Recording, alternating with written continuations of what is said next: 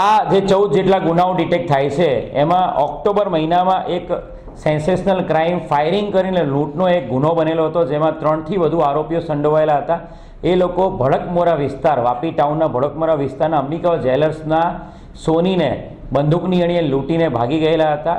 અને આ આરોપી જે છે જૈન રૂપે બિલ્લા, એની પૂછપરછ કરતા અને એના સીસીટીવી કેમેરા સાથે એનું મેચ કરતા આરોપીએ આ ગુનાની પણ કબૂલાત આપી। એટલે ખૂબ મોટી સફળતા વાપી ટાઉનના લૂંટના ગુનાને ડિટેક્ટ કરવામાં પણ વલસાડ જિલ્લા પોલીસને મળેલી છે અને બીજા જે અન્ય આરોપી છે એની તપાસ પણ ચાલુ છે।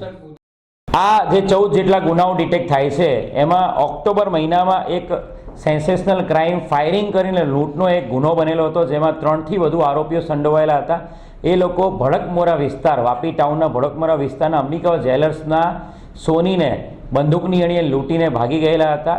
અને આ આરોપી જે છે જૈન રૂપે બિલ્લા, એની પૂછપરછ કરતા અને એના સીસીટીવી કેમેરા સાથે એનું મેચ કરતા આરોપીએ આ ગુનાની પણ કબૂલાત આપી। એટલે ખૂબ મોટી સફળતા વાપી ટાઉનના લૂંટના ગુનાને ડિટેક્ટ કરવામાં પણ વલસાડ જિલ્લા પોલીસને મળેલી છે અને બીજા જે અન્ય આરોપી છે એની તપાસ પણ ચાલુ છે।